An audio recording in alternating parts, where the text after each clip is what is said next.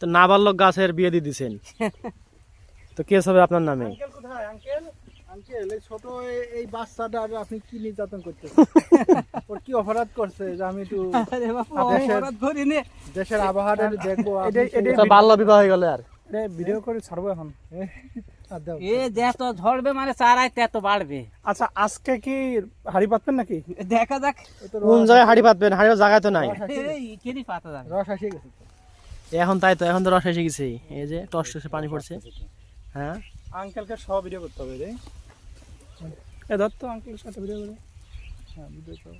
আচ্ছা তো ভাইরাল হয়ে যাবে, ইউটিউবে ছেড়ে দিবে না। এই সেই আগে গাছের দিকে নেই। হ্যাঁ এই সেই খেজুর রস সংগ্রহ।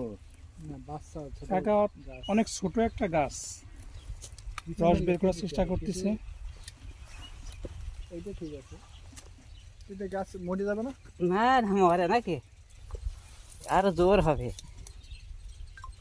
তাহলে সার পাবে তো। গাছটা যদি কথা বলতে পারতো বুঝছেন, সেটা তো থানায় যেত, আপনার নামে জিডি করতো। না না ওই গাছটা গতবার এক টন ঝোড়া। এবার বড় হয়ে গেছে। হ্যাঁ গাছ কিন্তু এখন নগদ হয়ে যাচ্ছে। এবার এখানে হচ্ছে না, আগামী বছর করলে দেখে এখানে। হ্যাঁ ও ছাড়া উপর উঠবে।